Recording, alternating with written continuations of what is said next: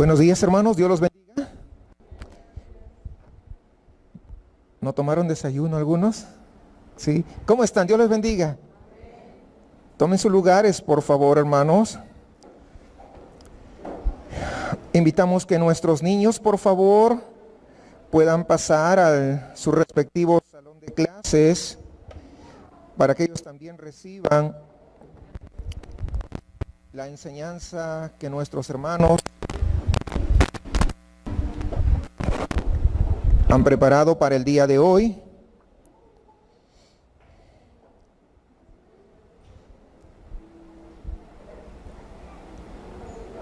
Hermanos, hemos cantado que el Señor es nuestra plenitud.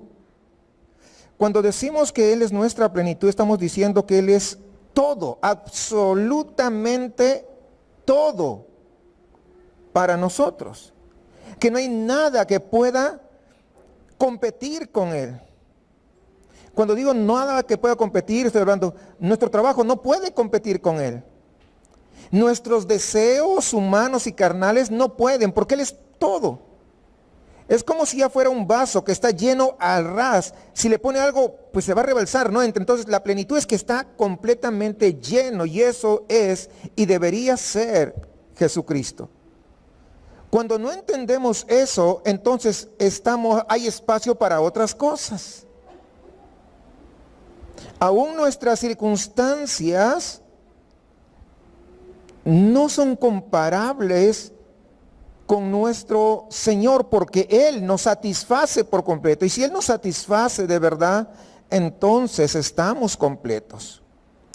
Hoy vamos a continuar en nuestra serie de Primera de Corintios, capítulo 6, versículo 12 al 20. Estaremos hoy día terminando este capítulo 6, y el título para hoy es Comprado por un precio. Quiero hacer un poquito de contexto para beneficio de aquellos hermanos que tal vez no pudieron estar en las semanas anteriores por alguna razón, o tal vez a usted se le olvidó cómo estamos, o el hilo conductor de lo que estamos desarrollando, ¿verdad? De la semana pasada, del domingo anterior. Así que Pablo hasta ahora ha estado tratando en los primeros 4 capítulos de Primera de Corintios, ¿verdad? Ha hablado sobre el orgullo, recordarán, de aquellos creyentes que había allá en Corinto. Había desarrollado una división no cualquiera, sino una división profunda, la cual pues estaba haciendo que haya grupos diversos, diferentes. Luego de eso siguió avanzando y habló de un caso muy específico de una atroz inmoralidad sexual abierta y escandalosa. Todo el mundo se había enterado y los corintios no estaban haciendo absolutamente nada.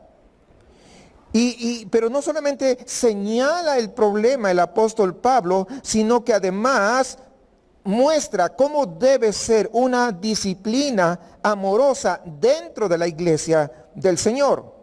Y luego la semana pasada, en la primera parte de este capítulo 6, es decir, desde el versículo 1 hasta el versículo 11 del capítulo 6, nosotros vimos cómo los creyentes se demandaban unos a otros.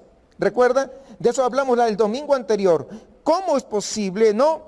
Unos a otros, ahí en los tribunales, quítame esta paja, ¿no? Les decíamos, por cosas muy pequeñas, se estaban demandando en los tribunales públicos, llevando al evangelio, desde luego, al descrédito. La gente decía, no, pues ¿para qué? Si así son los cristianos, mejor no quiero ser cristiano. Ustedes se imaginan, o sea, más o menos es que el día de hoy también algo de eso pasa. Pero detrás de todo eso, les decía, estaba lo que nosotros llamamos amnesia del evangelio. Se habían olvidado, mejor dicho, del evangelio. Se habían olvidado quiénes eran en Jesucristo. Ellos se habían olvidado de que habían sido traídos a la unión con Jesucristo por la fe. Es decir, se habían olvidado que los corintios tenían una nueva identidad, que debería haber cambiado ese comportamiento de adentro hacia afuera, de arriba hacia abajo.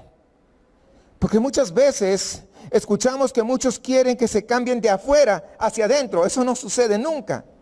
Y por eso muchas veces ponen normas, ponen reglas. Oh, no puedes usar pantalón las mujeres. Por ejemplo, estoy poniendo. No puedes usar aretes. Y podrían poner muchos más ejemplos, ¿verdad? Ahora, pero este cambio, esta nueva identidad, no es porque yo lo quiera o porque usted lo quiera, sino esa nueva identidad proviene de arriba, de Jesucristo hacia nosotros. El día de hoy volvemos al problema de la inmoralidad sexual. Y este es otro tema, en esta oportunidad es ligeramente diferente al anterior. Si usted mira el versículo 16, usted puede verlo. Los miembros de la iglesia de Corinto estaban visitando mujeres de la vida alegre. ¿Sí entiende ese término? Estaban visitando prostitutas allá en la ciudad. Pablo dice, el que se une con una ramera no es que vende ramos de flores, por si acaso. Está hablando de una prostituta, ¿verdad? El que se une con una ramera se hace una sola carne con ella. Ahora, era parte de la religión pagana de esta gran ciudad de Corinto visitar aquel templo grande de Afrodita. Y ahí participaban justamente los ciudadanos de esa ciudad de la inmoralidad sexual con las prostitutas que trabajaban allí en el templo. Esa era una manera cultural de ellos. Y ellos, como trabajaban allí en el templo, esas prostitutas, pensaban que eso sí estaba bien. Porque no eran callejeras. Estaban trabajando dentro de un templo, imagínense. Pero es impactante, hermanos. No obstante, sin importar que fuera parte de la cultura, es chocante, no sé si a usted le choca esto, descubrir que los miembros de la iglesia de Corinto estaban involucradas en este tipo de comportamiento. Si usted mira el versículo 12 y 13, por un momento verá que la mala conducta en Corinto en realidad no es superficial. Tiene fundamentos teológicos y filosóficos muy profundos en su pensamiento. Pablo cita de hecho dos lemas que ustedes usaban allí en la iglesia de Corinto que parecían de alguna manera justificar su pecado sexual. Como muchas veces nosotros tratamos de justificar lo que hacemos. ¿Por qué hiciste eso? Es que ella empezó primero. O él fue el que me dijo esto. ¿El día de hoy pasa eso o no? Tratamos de justificar, ellos también estaban tratando de justificar. Todas las cosas me son lícitas, dijeron ellos en primer lugar. Y eso suena casi una frase del apóstol Pablo, ¿verdad? Todas las cosas me son lícitas. Suena algo como que Pablo estuviese diciendo. Pablo, después de todo, había insistido en varias partes de las escrituras que los mandamientos ceremoniales de la ley judía ya no se aplican para el nuevo pacto, ya no obligan a las conciencias de los cristianos gentiles como antes estaban obligados a cumplir la ley al pie de la letra. Pero ¿sabe una cosa?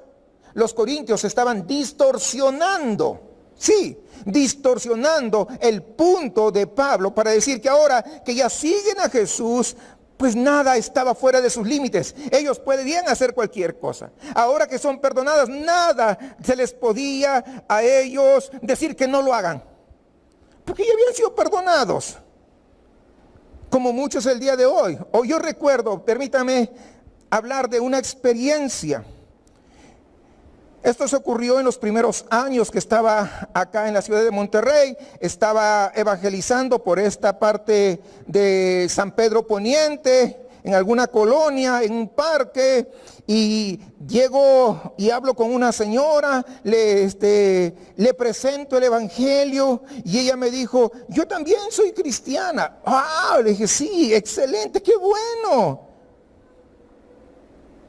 Resulta que esta señora que se decía cristiana, ella decía, le digo, toda su familia es cristiana. Me dijo, no, solamente yo. Ah, ¿puedo platicar con su esposo? Le pregunto yo, para poder presentarle también el evangelio, ¿no? Y me dice, bueno, yo no soy casada, estoy conviviendo con un hombre. Le dije, ah, ¿en serio? ¿Hace cuánto tiempo? No, pues ya tengo como 10 años. Pero yo sé, me dijo, que como mis pecados han sido perdonados, entonces no pasa nada que yo esté viviendo en esta relación. Una relación ilícita, sin casarse desde luego. Pero que Dios ya me perdonó, entonces yo puedo hacer cualquier cosa porque no voy a ir al infierno. Ese es un pensamiento que muchos tienen. Ahora, fíjense bien. Todas las cosas aquí en Corinto, incluyendo el sexo con prostitutas, para ellos eran lícitas, para ellos estaban permitidas. Eso es lo que ellos pensaban porque ya habían sido perdonados. Pero Pablo señala con bastante claridad en el versículo 12 que no todo es útil e incluso tal vez es esclavizante. Mire, todas las cosas me son lícitas, decían los corintios, y Pablo le dice, pero no todas las cosas te convienen. Los corintios decían, todas las cosas me son lícitas. Eso decían los corintios, pero Pablo decía, pero ¿sabes qué? Eso te puede esclavizar. Así que esta afirmación, hermanos, de que todo es lícito, que yo soy libre de vivir como me plazca, realmente se desmorona. ¿Sabe cuándo? Se desmorona cuando las consecuencias llegan a nuestra casa. ¿Es cierto o no? Cuando las consecuencias de ser muy libertino llegan a la casa, ahí es que se desmorona, se cae todo por los suelos.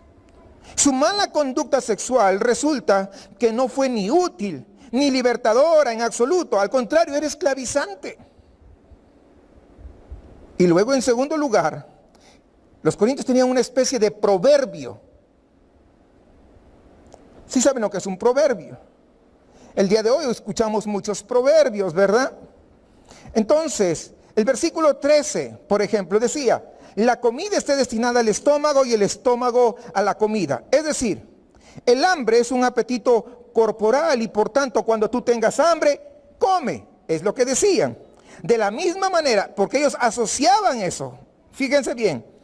Ellos asociaban de la misma manera. El sexo simplemente es un apetito corporal, realmente sin importancia o consecuencia. Entonces, cuando se despierte ese apetito, vaya y tenga relaciones íntimas, realmente no importa.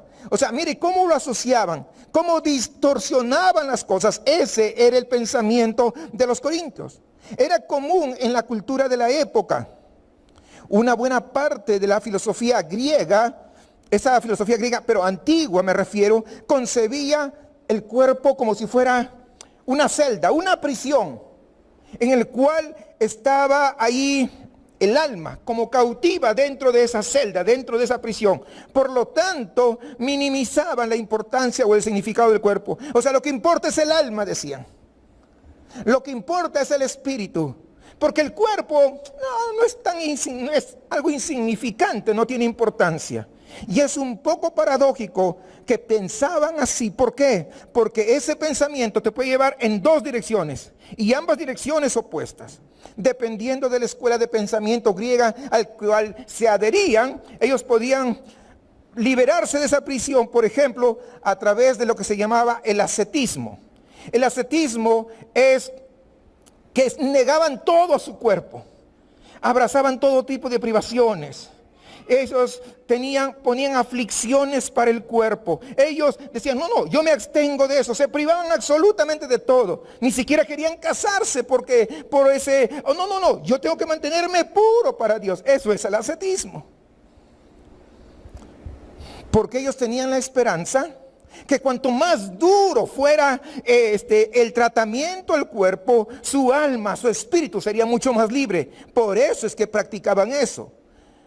Pero esa era en una dirección. Les dije que había dos direcciones cuando había esto.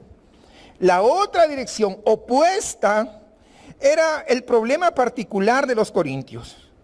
Ellos decían, bueno, si el cuerpo no importa, lo que realmente importa es la vida interior, lo que realmente importa es la vida espiritual. Si el cuerpo no importa, entonces nuestros apetitos físicos tampoco son tan importantes. Si se da cuenta, mientras unos querían restringir al máximo al cuerpo para ser liberados, entre comillas, ¿verdad? Su alma y su espíritu. Los otros decían, el cuerpo no importa. Entonces, hagas lo que hagas con tu cuerpo, no tiene sentido, así que no importa tampoco. Lo que importa es la vida interior, la vida espiritual, por lo que los apetitos y las necesidades de la carne son indiferentes e incluso irrelevantes. Entonces, ¿a quién le importa? Date un capricho. ¿Sabes qué? Cuando tú tengas hambre, come. Cuando tú tengas un apetito sexual, satisfácete, date el gusto, porque simplemente no importa. Si se dan cuenta, las dos cosas. Pero la visión cristiana del cuerpo, hermanos, es diferente. En los versículos 12 al 20, el apóstol Pablo se va a ocupar de este error, pero va a ir al fondo. El apóstol Pablo nos va a ofrecer 5 principios sobre la visión cristiana del cuerpo que cambiará, yo espero en el Señor, hermanos, toda su perspectiva y su visión de su cuerpo, del suyo, del suyo, del suyo, del suyo, del suyo y el mío. ¿Cuántos quieren ser renovados en ese entendimiento de lo que es nuestro cuerpo? Claro, es lo que quien quiere ser renovado, quien quiere ser liberado de esas telarañas, dice mi esposa, que a veces cargamos nosotros, solamente puede ser por el poder de su palabra cuando esa palabra es expuesta con claridad. El teólogo puritano William Perkins dijo una frase extraordinaria, dijo: la teología es la ciencia de vivir bendecidos para siempre. Es decir, la doctrina, la teología es esencial e inevitablemente práctica y conduce a una vida feliz y santa. En el pasaje que tenemos ante nosotros, el apóstol Pablo nos está introduciendo en una especie, vamos a llamarle en estos términos, ¿verdad?, universitarios, una clase magistral, ¿verdad? Así, de cómo debe ser la forma de la vida.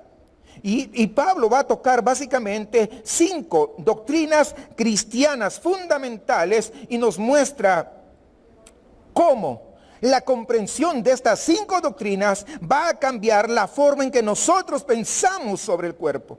Y eso, como veremos, va a tener implicaciones de gran alcance en toda dirección. No solamente con respecto al problema específico de Corinto con la inmoralidad sexual, porque algunos creen que solamente eso, no, nos va a impactar en todas las áreas de nuestro vivir.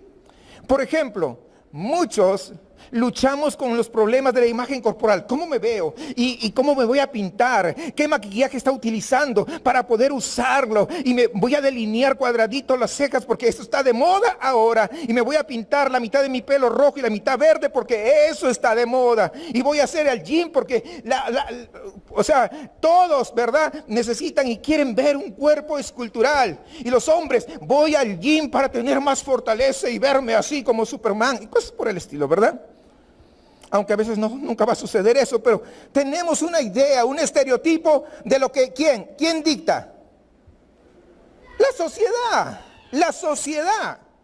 Se nos dice abiertamente, pero más a menudo sutilmente, que el cuerpo debe ajustarse a los estereotipos de belleza establecidos por la gran pantalla, por la televisión, por Netflix, por las revistas de moda tal vez. Hermanas que tienen una complexión un poco más grande que otras y quieren ser así, nunca van a llegar a ser así. Lo que debemos cultivar, algo que sí podemos llegar, ¿sabe a qué? A ser santos. Porque ese es el fin supremo de todos los seres humanos, no ser más delgaditos. Y los que son delgaditos quieren ser más anchitos, no más gruesitos. Y hacen todo tipo de ejercicio y comen más y todo. Y el metabolismo no les ayuda. No estoy diciendo que se malpase, no quiero que vaya a malinterpretar tampoco. Hermanos, muchas veces lo escuchamos de manera sutil, aún el día de hoy más con las redes sociales, que para ser felices nosotros debemos encajar, ¿verdad?, dentro de un estereotipo que nos han marcado. Para ser valiosos hay que tener cierto aspecto determinado, con ciertas características. El día de hoy, hermanos, déjeme decirle que la idolatría del cuerpo nunca ha sido más poderosa ni prevalente que en estos días, el día de hoy. Y deja tras sí, ¿saben qué? Una gran cantidad de vergüenza e inseguridad en aquellos que no pueden cumplir con estas metas. Eso, aunque no se dice muchas veces, comienza a surgir un autodesprecio. ¿Por qué mi cuerpo es así? ¿Por qué mi nariz es tan larga? ¿Por qué mis orejas están tan chiquitas? ¿Por qué mi pelo? O sea, de todo le van a poner. Pero también el autorreproche. Pero ¿saben qué? Gracias por el Evangelio, porque hoy día todas esas telarañas se van a caer. Pablo nos va a mostrar, hermanos, en este pasaje, cómo el Evangelio, el glorioso Evangelio, proporciona una visión completamente diferente del cuerpo humano. Y lo hará, no rebajando su mensaje de ninguna manera, ni ofreciendo un análisis psicológico. Lo hará más bien insistiendo en las implicaciones de estas 5 verdades cristianas fundamentales, aquellas verdades que nos debe aplicar a todos, sin excepción. Permítame simplemente enumerarlas para ustedes el día de hoy y luego oraremos, leeremos el pasaje juntos y vamos a avanzar posteriormente. 5 verdades, versículos 12 al 20, que es el pasaje que vamos a leer. Pero todavía quiero enumerarlas. En primer lugar, Pablo insiste como la más básica de todas en la centralidad e importancia fundacional de la gloria de Dios. Dice, el cuerpo es para el Señor. Es la primera doctrina, es la primera verdad. El cuerpo es para el Señor. La gloria de Dios es el número 1. En segundo lugar, habla de la resurrección corporal. Es la número 2. En tercer lugar, habla de la gran doctrina de la unión del creyente con Cristo. Esa es la número 3. En cuarto lugar, habla de la morada del Espíritu Santo. Y finalmente, en quinto lugar, hace hincapié de la redención que Cristo ha llevado a cabo allí en la cruz. Si se adquieren, hermanos, estas 5 verdades y se introducen no solamente en nuestro pensamiento, sino también en el corazón, porque tiene que ser en las 2 cosas, es probable que nunca más, hermanos, se deje arrastrar por las ideas extravagantes que el mundo ahora está proclamando sobre el cuerpo humano. Nunca más. Dicho esto, hermanos, preparémonos para leer las Escrituras juntos. Pero antes, como les decía, oremos al Señor. Incline por favor su rostro donde usted se encuentre y vamos a orar. Amado Padre Celestial, no hay forma, no hay manera, Señor, que un hombre pueda tomar un pasaje de la Escritura como este y hablar de tal manera que se asegure de abordar cada necesidad de cada corazón en una sola reunión como esta. Pero hoy, en esta mañana, podemos recordar a nuestro Señor Jesús, que pudo tomar 5 panes y 2 peces y multiplicarlos de manera que toda la multitud fue alimentada y hasta sobraron 12 cestas. Por eso te pedimos que por la poderosa acción de tu Espíritu Santo, tomes el ministerio de tu palabra, Señor, y lo multipliques de tal manera que hable a nuestros corazones y precisamente a las necesidades de cada uno de nosotros, ya que tú conoces nuestros corazones y conoces perfectamente nuestras necesidades. Te pedimos esto en el glorioso nombre de Jesús. Amén. 1 Corintios, mis amados hermanos, capítulo 6, versículo 12. Esté ahí y leamos juntos. Dice, todas las cosas me son lícitas, mas no todas convienen.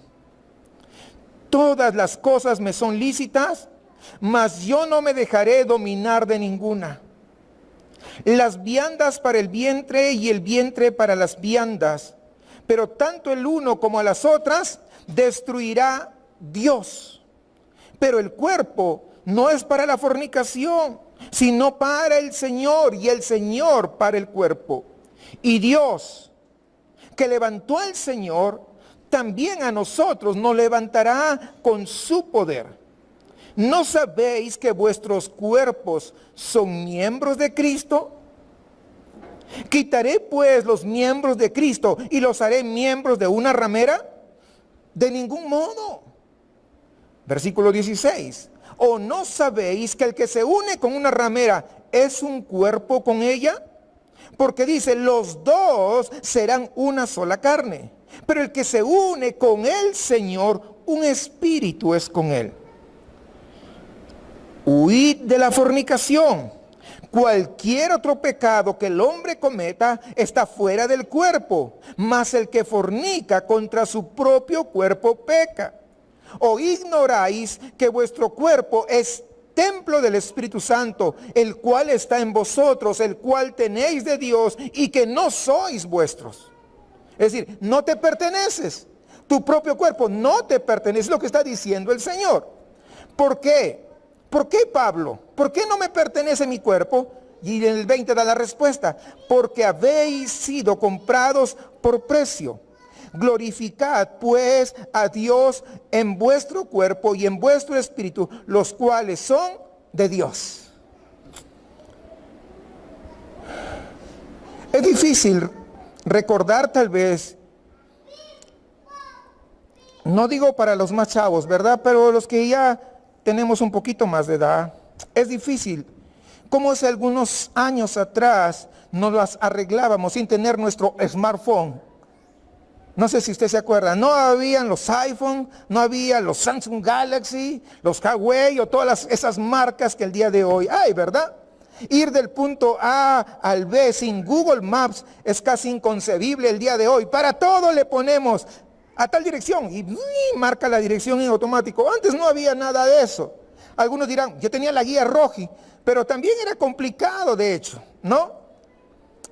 Yo quiero contarles algo de mi experiencia. Yo era un jovenzuelo, había terminado secundaria y en mi país el servicio militar es obligatorio. Y aunque yo tenía causales para no ir al servicio militar, porque yo soy el único hombre en mi casa, el mayor, yo podía haber puesto... secundaria es preparatoria, por si acaso, allá en el Perú. Es decir, ya había terminado la preparatoria, para que me entiendan acá mis hermanos acá en México, porque digan secundaria. Pues no, sí, es terminado. De ahí uno pasa a la universidad, ¿verdad? Entonces... yo pude haber dicho, no voy al ejército porque yo soy el único hombre en mi casa, soy el mayor y tengo que trabajar para la casa, entonces eso me absolvía de ir realmente. Pero yo dije, yo quiero ir. Yo quiero demostrar que soy bien macho. Y ya casi me quería correr después, ¿no? Pero ese es otro asunto. Pero yo fui al servicio militar. Allá a la capital, a Lima. Lima pues es una ciudad grande, ¿no? Muy grande, es una capital. En fin, todas las capitales de los países normalmente son bien grandes. Yo nunca había ido. Y cuando yo llegué en los días de Franco o los días de descanso que me daban, yo salía y no sabía a dónde ir. Tomaba cualquier camión y me llevaba por un lado. Pero lo que yo me había memorizado, ¿saben qué cosa? Eran los edificios más altos de allá de la ciudad. Entonces no importaba de qué punto yo veía el edificio. Hacia allá es mi camino y yo me iba. No importa que no conociera. Esos edificios más grandes me ayudaban. Es como que acá viene alguien que no conoce, pero identifica dónde está el puente atirantado. O identifica dónde está la torre administrativa. Entonces dice, para allá, o no, me voy al sentido contrario. Si me voy a Santa, tengo que ir para allá. Y ya se identifica, aunque no conozca nada, con esos edificios grandes, ¿verdad? Uno ya se ubica rápidamente.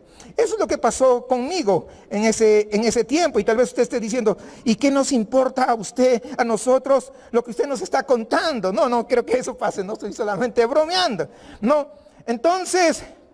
ya no era complicado ya cuando yo salía. Decía, ahí está el Hotel Sheraton, ya sé por dónde es que tengo que caminar. O está el Ministerio de Educación, que también es un edificio muy grande en el centro de Lima. Voy para el otro lado, ya me ubicaba ya. Entonces, de alguna manera, yo vislumbraba esos puntos, ¿verdad?, de referencia de esos edificios. Entonces, fácilmente encontraba el camino. Cuando examinamos este pasaje, y aquí viene por qué les conté todo esto, Estas 5 doctrinas que les mencioné hace un momentito, que vamos a desarrollarlas, estas doctrinas que menciona Pablo, realmente, si usted se ha dado cuenta, no explica mucho sobre cada doctrina. Básicamente pasa una, otra, lo tenemos así. ¿Saben qué? Esto que está hablando Pablo es como si vislumbráramos simplemente a través de los edificios para verlos. Es como si estuviera diciendo simplemente, allá es que tengo que apuntar. Con esto debería ser suficiente para ayudarnos a navegar sobre todo el tema del cuerpo y el uso legítimo apropiado. Aunque solamente vemos los grandes edificios, pero sabemos dónde debemos caminar. Aunque no ha profundizado, pero sí está en los grandes edificios. Mira, esto y aquello. ¿Sí me entiende? Es decir, con saber eso, ya sabemos hacia dónde es que debemos de dirigirnos. Y el primero de los grandes puntos de referencia por los que Pablo quiere ayudarnos a navegar, la primera de las verdades que menciona, lo vamos a ver en el versículo 13. No pierda la palabra. Veo que están abiertas sus Biblias. Muy bien. Donde Pablo cita el lema corinto, dice, versículo 13, las viandas para el vientre y el vientre para las viandas, pero tanto al uno como a los otros destruirá Dios. Pero el cuerpo no es para la fornicación, sino para el Señor, y el Señor para el cuerpo. Cuando habla la palabra fornicación, realmente no es la palabra fornicación del día de hoy, porque para el día de hoy nosotros decimos fornicación es relaciones ilícitas sexuales entre dos jóvenes que no se han casado. Pero la palabra es forneia, está hablando de cualquier tipo de relación sexual ilícita. Les aclaro para que tengan en mente eso. Y no solamente decir, no, pues yo no estoy fornicando, estoy adulterando, sé que no me conviene, eso no me aplica. No, está hablando de cualquier tipo de relación sexual ilícita, por si acaso. Miren, quiero leerles en otra versión. Dice, porque acá dice las viandas, una viandita, no sé, algunos de repente no lo entienden. Pero acá en esta versión dice, mire, la comida es para el estómago y el estómago para comer. Y luego añade, y Dios destruirá tanto al uno como al otro. El cuerpo no está destinado a la inmoralidad sexual. Mira, acá está más claro, se da cuenta. Sino al Señor y el Señor al cuerpo. ¿Recuerdan ustedes? Les había contado en la introducción que los corintios estaban minimizando, ¿verdad? Minimizando la importancia de los apetitos corporales. Si el cuerpo quiere comida, pues dale comida. Si el cuerpo quiere sexo, pues dale sexo. Realmente no importa. Pues bien, dice Pablo, si vivimos, así descubriremos probablemente para nuestro asombro y disgusto un día que Dios destruirá tanto el cuerpo como también sus apetitos. Pero luego no se queda allí, sino que ofrece la verdadera perspectiva. Aquí está, hermanos, el principio doctrinal que cambia la forma en que pensamos del cuerpo. Fíjese bien, nuestros cuerpos, dice, ¿para quién son? Acabamos de leerlo, para el Señor, para la gloria de Dios. Ven el versículo 13, no se pierda. Nuestros cuerpos son para el Señor. Ahora bien, algunos de nosotros realmente tenemos dificultades para creer esto. Creemos que el cristianismo es algo intelectual y abstractamente muy espiritual. Pero Pablo, fíjense bien, nos está aterrizando. Pablo insiste en que importa cómo usamos nuestro cuerpo. Cuando dice nuestro cuerpo, si se da cuenta, está diciendo cómo usamos nuestras manos. ¿Cierto? ¿Las manos son parte del cuerpo o no? Por supuesto. ¿Cómo usamos qué cosa? Nuestros ojos. ¿Cómo usamos nuestros pies? ¿Cómo usamos nuestra boca? ¿Cómo usamos nuestros oídos? Dios nos dio cuerpos para darle gloria a Él. ¿Con qué? Con todo. No es algo abstracto, no es algo solamente, que en la mente. No. Existimos encarnados para la gloria de Dios. Eso es lo que nos está diciendo el apóstol Pablo. Estamos con nuestros cuerpos para presentarnos a nosotros mismos, a todo nuestro ser, dice, nuestros cuerpos como sacrificios vivos, santos, agradables a Dios. Recuerda Romanos 12:1. Esa es la manera en que debemos de presentarnos. Tu cuerpo, en toda su fragilidad, en toda su debilidad, en toda su insuficiencia, con todas sus imperfecciones. Tu cuerpo, hermano amado, en Cristo Jesús es para Él. No es para ti. No es para nadie más, es para Él. Está diseñado, aún con sus imperfecciones, para honrarlo, para agradarlo y para exaltarle y darle gloria a Él. Cuando el mundo exige entonces que nuestros cuerpos se ajusten al estereotipo de belleza que la sociedad ha definido, ¿saben qué? Y que tal vez tú no puedas lograr ese estereotipo de belleza. Tal vez tú no tengas las características, las facciones, el color, el cabello, todas esas cosas. Cuando tú has luchado y estás batallando para lograr ese estereotipo, ¿saben qué? Yo les pregunto esto. ¿No es liberador recordar que el uso correcto de tu cuerpo solamente es para honor de Dios y no para satisfacción de nadie en este mundo? No es para la satisfacción y aprobación de nuestros amigos, de tus amigas, no lo es. Cuando nuestra cultura dice que nuestros apetitos sexuales deben de satisfacerse y qué hacer, cualquier cosa, ¿saben qué? Es opresivo e incluso, ¿saben qué? Autodañino. Es en realidad el camino a la libertad, darse cuenta de que nuestros apetitos no tienen la última palabra sobre lo que nosotros hacemos sobre nuestros cuerpos. ¿Sabe quién tiene la última palabra? Su nombre es Jesús. Su nombre es Jesús. Tú tienes un cuerpo entonces para glorificarle a Él. Por eso de aquí en adelante, saben que no importa lo que la sociedad diga, no importa lo que las modas digan, no importa lo que la cultura diga, lo que importa es lo que dice el Señor de nosotros. La segunda gran doctrina que Pablo destaca para nosotros es la resurrección corporal. Entonces, es como que el primer edificio, acabamos de verlo, entonces ya sabemos por dónde dirigirnos. Pero en segundo lugar, les decía, es la resurrección corporal. Versículo 14, sigamos ahí, fíjense bien. Y dice, y Dios que levantó al Señor, también a nosotros nos levantará con su poder. Nuestros cuerpos, mis amados hermanos, tienen un destino.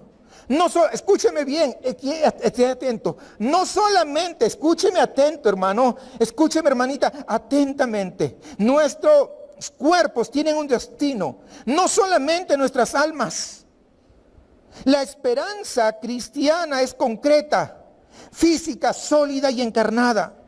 Supongo, hermanos, que muchos de nosotros no pensamos en eso con demasiada frecuencia, porque decimos nuestra alma, nada más. Miren bien, el Dios que resucitó a Jesús corporalmente de la tumba al tercer día. No estoy hablando de su alma, corporalmente de la tumba al tercer día. Lo hizo para que fuese el primogénito de entre todos los muertos. Para que donde Él esté, nosotros también estemos. Que un día el Dios que lo resucitó, ¿saben qué? Nos resucite también a nosotros. Dice en 1 Juan 3:2, y aún no se ha manifestado lo que hemos de ser, pero sabemos que cuando Él se manifieste, seremos semejantes a Él, porque le veremos a Él tal como Él es. Por lo tanto, siga la hilación. Un día, hermanos, no tu alma estoy hablando, estoy diciendo tu cuerpo. Escúchame bien, tu cuerpo, mi cuerpo, nuestro cuerpo serán el espejo de la gloria de la resurrección del Cristo resucitado que está reinando. El cuerpo no es una prisión. El cuerpo no es una mera caparazón que alberga el alma. ¿Saben qué? El cuerpo, tu cuerpo, imperfecto, tiene una dignidad y una gloria que Dios le ha dado.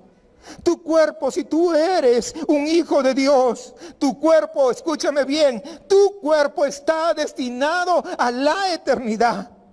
Por eso Pablo quiere que nos preguntemos cómo nosotros debemos de pensar en nuestros cuerpos aquí y ahora, no mañana, hoy. ¿Cómo es que tenemos que pensar respecto a nuestros cuerpos?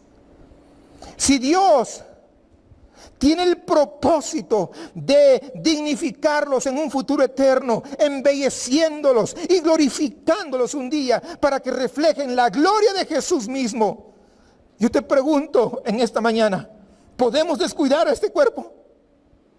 Pregunto, ¿podemos descuidar a este cuerpo? ¿Te podemos abusar de nuestro cuerpo? ¿Podemos complacerlos o pervertirlos? No, dice Pablo, el cuerpo, tu cuerpo le importa a Dios y debería importarnos a nosotros también. Y eso nos lleva aquí en México, como muy acostumbrados a comer de noche buenos tacos y su coca. Tendrías que cuidar más tu cuerpo. ¿Sí me va entendiendo? Estoy hablando de todo en general. No solamente de algunas cosas, pero es que me gustan. Tú vives para la gloria de Dios. Esto debe cambiar toda nuestra perspectiva. Absolutamente todo. Entonces ya vimos el punto número 1, el edificio número 1, la gloria de Dios. El edificio número 2, la esperanza número 2, es la resurrección del cuerpo. Y en tercer lugar, versículo 15 al 18, Pablo destaca la gran doctrina central de esa unión del creyente con Jesucristo. Primero mire el versículo 15, dice, ¿no sabéis? Pregunta, que vuestros cuerpos son miembros de Cristo. Dejemos que eso se asimile por un momento en nosotros. Sus cuerpos, mis amados, son miembros. Escúcheme bien, no solo tu alma, no solo tu mente. ¿Sí comprende? O sea, no solamente es tu alma y tu mente. No. Tu cuerpo está unido a Cristo. Y si esto que está hablando Pablo, comenzamos a comprenderlo, ¿saben qué? Esto tiene enormes implicaciones. Por ejemplo, solo un ejemplo del Catecismo Menor de Westminster.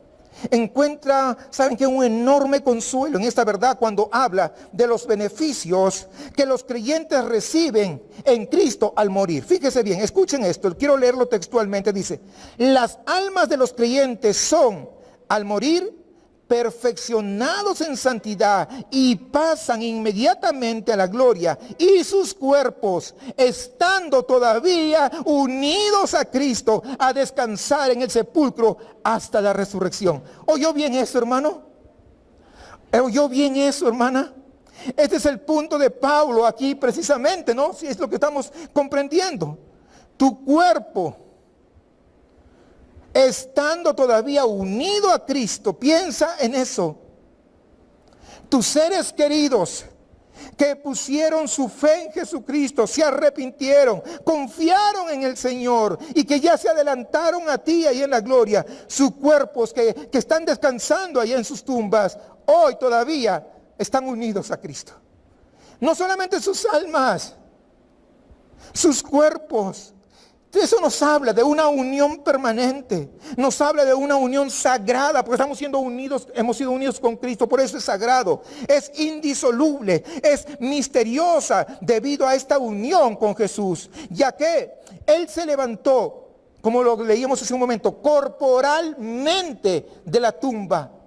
No solamente un alma, un humo, no, corporalmente de la tumba. Así lo harán todos los que están unidos a Él cuando regresen el día final. Y miren ustedes la forma en que Pablo traza las implicaciones de eso para este problema específico con el que estaban luchando los corintios, versículo 15 al 18. Vayamos allá a las escrituras. Miren, vamos primero del 15 al 17. Dice, ¿no sabéis que vuestros cuerpos, no estoy diciendo almas, fíjese bien, cuerpos, son miembros de Cristo? ¿Quitaré pues los miembros de Cristo y los haré miembros de una ramera? De ningún modo. ¿O no sabéis que el que se une con una ramera es un cuerpo con ella? Porque dice, los dos serán una sola carne. Pero el que se une al Señor, un espíritu es con Él. Hermanos, independientemente de lo que nos diga nuestra sociedad, de lo que nos digan nuestros compañeros de trabajo, de la universidad, de la escuela, no existe el sexo casual. ¿Verdad? ¿De acuerdo a lo que estamos viendo? La cita de Génesis 2:24 que dice los dos serán una sola carne, está proporcionando la garantía de la expresión sexual en el pensamiento del apóstol Pablo y establece una unión de Adán y Eva y en el jardín del Edén como un modelo para nosotros también, recordándonos que el sexo está diseñado por Dios, no por el hombre. Por lo tanto, el que establece las normas, ¿verdad?, es el que lo diseñó. Nadie más lo puede establecer. Hermanos, Dios lo diseñó. ¿Para qué diseñó Dios el sexo entre el hombre y la mujer? Para forjar el vínculo más profundo entre un hombre y una mujer de por vida dentro del pacto del matrimonio. La unión sexual dentro del matrimonio, nos enseña Pablo, es el paralelo, escúcheme bien, es un paralelo terrenal más cercano de la unión de los creyentes que tienen con Jesucristo a través de la fe. Por lo tanto, es algo hermoso, algo maravilloso. No es algo de lo que no debemos hablar. No, es algo de lo que debemos hablar porque es santo y es extraordinariamente bonito, como lo vemos aquí. Incluso usa el mismo verso en el versículo 17 para describir nuestra conexión con Jesús. Fíjense esto. Nosotros ya describí que algunos de los corintios tenían relaciones ilícitas con las prostitutas. Dice, habla de estar unido, o como lo traduce un comentarista, pegados. Entonces, ¿cómo puede un cristiano estar pegado a Cristo, unido a Él en cuerpo y alma, y unirse alegremente con una prostituta? Es lo que está diciendo. ¿Cómo un cristiano puede unirse alegremente con un no cristiano? Ay, es que en la iglesia no hay chicas para poder tener novia o para casarme. Y se van y buscan afuera. ¿Cómo es posible? ¿Cómo pueden dos cristianos, ahora estoy hablando de cristianos, tratar a la unión sexual como un entretenimiento desechable de una noche? Cuando tienen el simbolismo y el significado más sagrado que existe en las Escrituras, ese significado de que tú y yo y toda la iglesia estamos unidos con el Salvador, porque ese es el significado glorioso, hermanos, al fin del día. ¿Cómo podemos tratarlo de esa manera? Si tú eres un cristiano, tú llevas a Jesús contigo también en tu vida sexual, quiero que entiendas. Sí, el pecado sexual deshonra profundamente a Jesús. Pero mire el versículo 18 nuevamente, por favor. Verás que también es especialmente deshonroso para nosotros. Dice, versículo 18, huid. Huid, este es salir, zafarse, ¿no? Huid de la fornicación. Cualquier otro pecado que el hombre, cuando dice hombre, no solamente está refiriendo a masculino, está hablando de los dos, desde luego, que el hombre cometa está fuera del cuerpo, más el que fornica. Ya les dije, ¿no? El que tiene relaciones sexuales ilícitas contra su propio cuerpo peca. El pecado sexual involucra entonces todo nuestro ser, enseña Pablo. Implica nuestros cuerpos, pero también implica nuestra mente, implica nuestros corazones, implica nuestra alma. No es algo así nomás superficial. Y así como dice un erudito, debido a que el sexo es una unión única al cuerpo, cuando nosotros abusamos de él, también contamina de manera única el cuerpo. Estamos unidos a Cristo. Nuestros cuerpos, escúcheme bien, nuestros cuerpos están unidos a Cristo y lo que hacemos con ellos entonces tiene gran importancia porque estamos unidos a Cristo. ¿Queda claro eso, hermanos? Entonces, fíjese bien, ya vimos la gloria de Dios, el primer edificio. El segundo edificio que vimos es la resurrección del cuerpo. La tercera verdad, el tercer edificio, digo edificio para recordar el ejemplo que les di al empezar, ¿verdad? Estamos hablando de la unión con Cristo de nuestros cuerpos. Pero en cuarto lugar, nuestros cuerpos, nos enseña Pablo, que son morada del Espíritu Santo. La gran doctrina, hermanos, de la morada del Espíritu Santo, versículo 19, dice, ¿o ignoráis que vuestro cuerpo es templo del Espíritu Santo, el cual está en vosotros, el cual tenéis de Dios y que no sois vuestros. Ahora en el versículo 3, en el capítulo 3, versículo 16, Pablo habló a toda la iglesia como el templo al cual Dios habita por su Espíritu. Toda la iglesia, los corintios juntos. La iglesia bíblica, Jesucristo es mi refugio, juntos. Es el templo del Espíritu Santo. Pero aquí en este pasaje que acabamos de leer, Pablo está usando la misma metáfora para hablarnos que cada uno de nosotros de forma individual somos también el templo del Espíritu Santo. No solamente nuestro corazón o nuestra alma, sino nuestro cuerpo. Escúcheme bien, nuestro cuerpo. Hace referencia a nuestro cuerpo. El Espíritu de Cristo habita en ti. ¿En tu mente nada más? No, en todo tu cuerpo.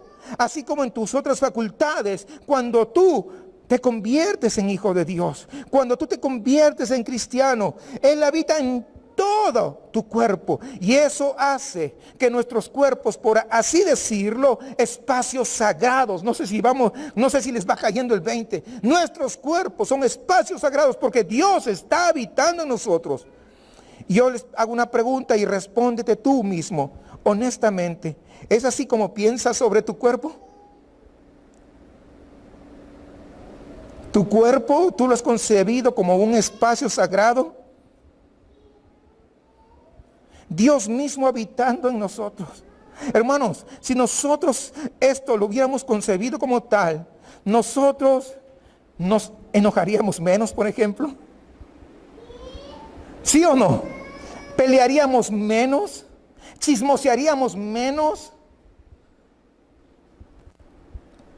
¿Sí o no? Por supuesto.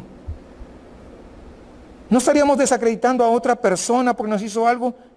Nada de eso. Porque somos sagrados, estamos entendiendo una relación profunda. No es cualquier cosa de manera superficial. Nuestros cuerpos, Dios mismo habitando en nosotros. Yo les pregunto, si comenzamos a ser conscientes de esta verdad, ¿no cambia eso la forma en que nosotros nos comportemos y lo que hacemos con nuestros cuerpos? ¿Cambia o no? Por supuesto que debe de cambiar. Ahora, si bien eso es profundamente desafiante para mí, pienso que todos nuestros apetitos corporales, si los complazco y abuso de ellos o los distorsiono, pienso en la propensión de nuestros cuerpos a engañarnos a nosotros mismos. No, es que tú te mereces. Es que un poquito no pasa nada. Eso es un desafío intenso. Si Pablo nos llamara, como se llamó a los corintios, a vivir una vida nueva, si lo hiciera, hermanos, sin más recursos que los nuestros, ¿saben qué? Tendríamos un gran problema. ¿Sí? Si nosotros tuviésemos que participar en este conflicto permanente con la vida antigua, con ese pecado que nos asedia, pero solamente con nuestras fuerzas, solamente con nuestra justicia, solamente con nuestra energía, estaríamos todos definitivamente en un gran problema. ¿Saben qué? No tendríamos ninguna esperanza de poder progresar en nuestra vida cristiana. Pero gloria a Dios, que no es así. No estamos abandonados a nuestras propias fuerzas. No estás abandonado. Aunque muchas veces el enemigo te haga creer, nadie está contigo, fíjate que no va a pasar. No estás abandonado. No estás abandonado a solamente tus propios recursos. Al contrario, es el Espíritu Santo de Dios que mora en nosotros, el que nos va a impulsar y que nos va a dar fuerzas. No solamente en nuestras mentes y corazones, sino incluso en nuestros cuerpos, que con tanta frecuencia son instrumentos del pecado y de la desobediencia. ¿Para qué? ¿Para qué es que trabaja el Espíritu Santo? Para que se conviertan cada vez más en los instrumentos que el Señor utiliza para darle la gloria. Él habita en ti. Escúchame bien.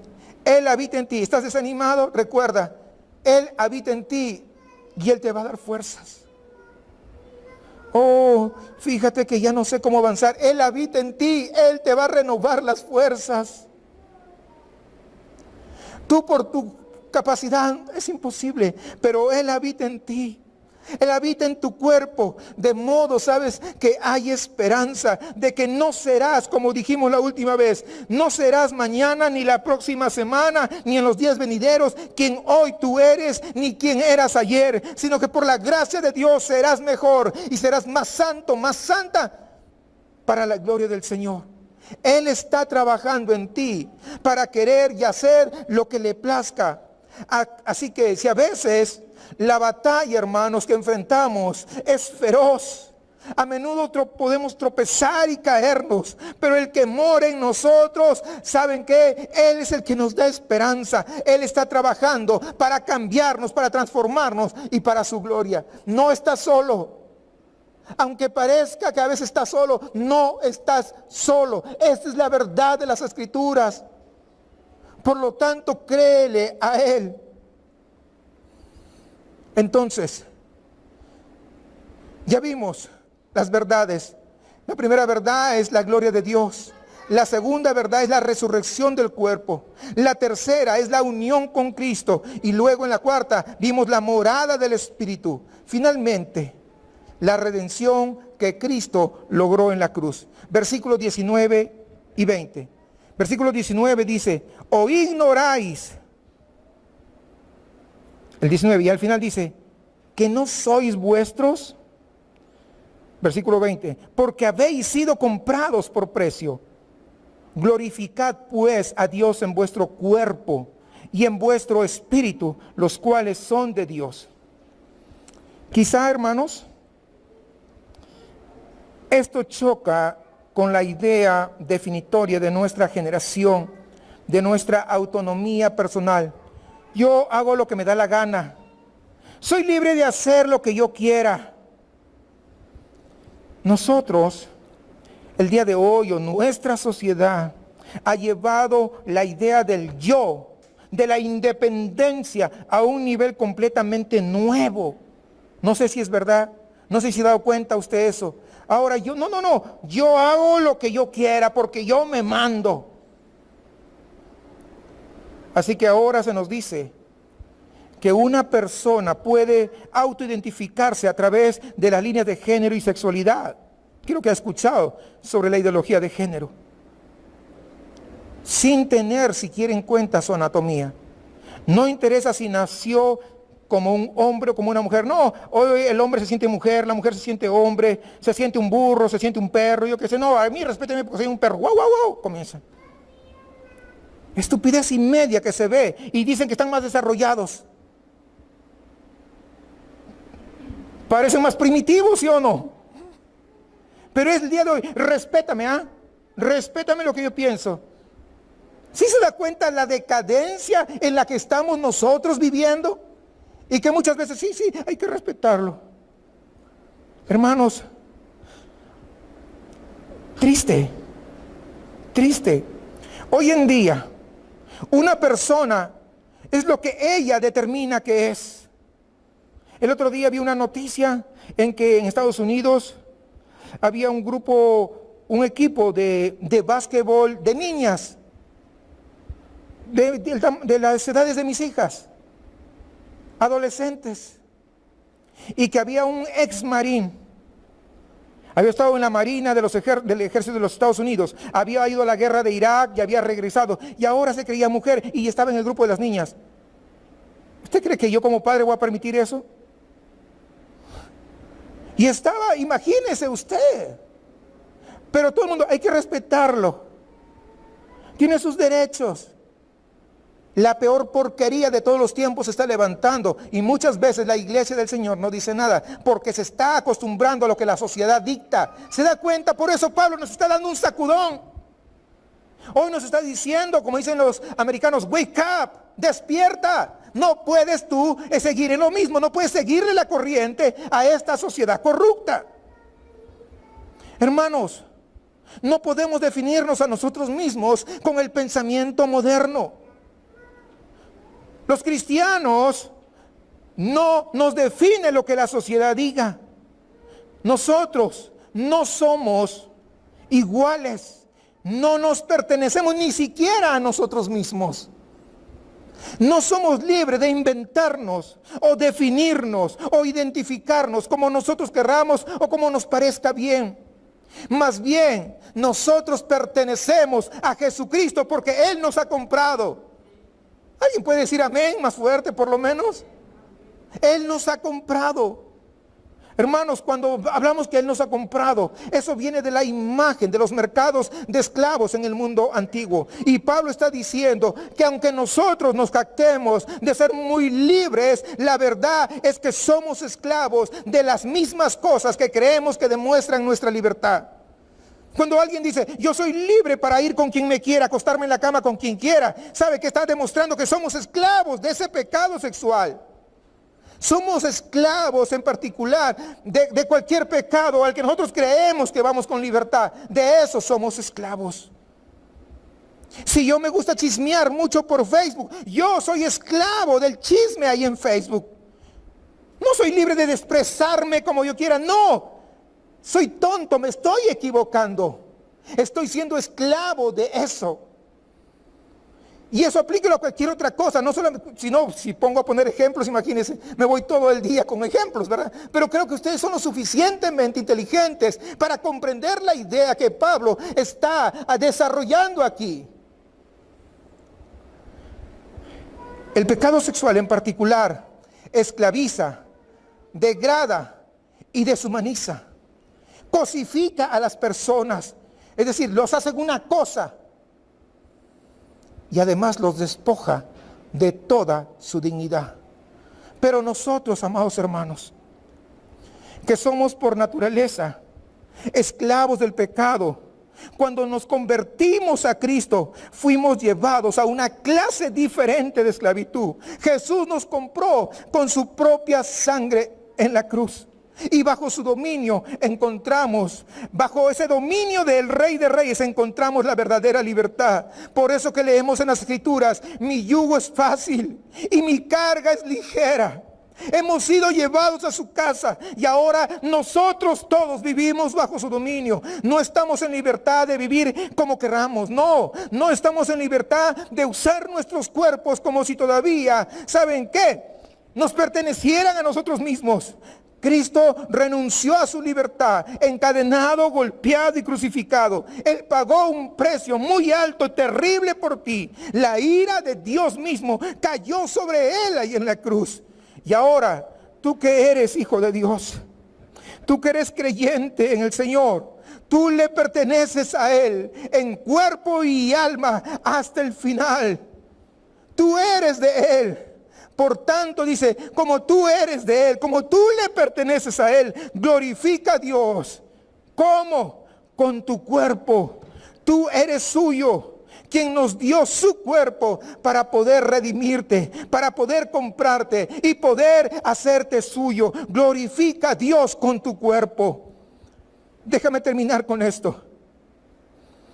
En una oportunidad el pastor Tim Keller narró la historia de una joven mujer que se acercó a él bastante conmocionada después del culto.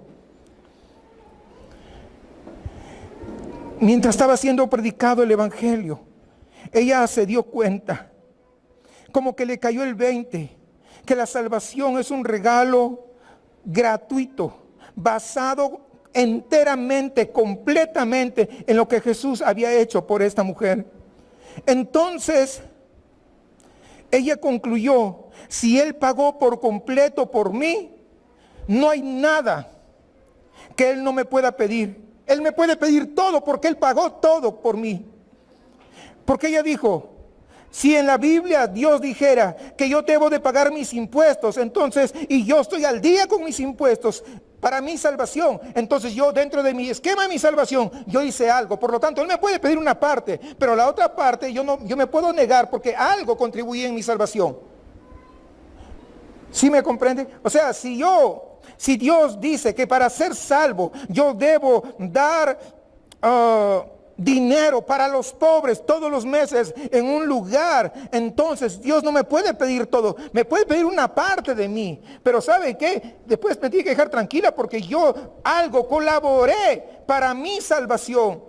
Pero cuando yo me doy cuenta que Él pagó por completo, de principio a fin por mí, entonces Él es mi dueño y Él tiene el derecho de pedirme absolutamente todo de mí.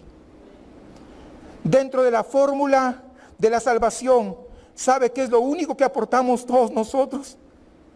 Lo único que tú aportas dentro de la fórmula de la salvación es tu pecado y es mi pecado. Eso es lo único que aportamos nosotros, porque todo lo demás lo hizo Jesús allá en la cruz. Por lo tanto, si Él pagó por completo, no hay un límite de lo que Él me pueda pedir. Si todo es por gracia, Él lo pagó absolutamente todo. Por lo tanto, tú no te perteneces. Yo no me pertenezco. Nosotros somos de Él. Y Pablo entonces hace un llamado a doblar nuestras rodillas ante el señorío de Cristo y reconocerle que Él es el Rey de Reyes, Él es el Señor, creyendo que bajo su gobierno, únicamente bajo su gobierno, es que encontramos la verdadera libertad. Tú eres de Él, así que por tanto, glorifica a Dios con tu cuerpo, con tu cuerpo. Y espero que esto pueda cambiar tu perspectiva de cristiano, tu perspectiva de cómo vives la vida. Tus brazos le pertenecen al Señor. Tus dedos, tus manos le pertenecen al Señor. Tus ojos le pertenecen al Señor. Tus oídos le pertenecen al Señor. Por tanto, glorifica a Dios con tu cuerpo. Cuando tú vas a hacer algo, deberías de recordar, le pertenece al Señor. No puedo hacer eso, no debo hacer eso. Ponte de pie y vamos a orar al Señor.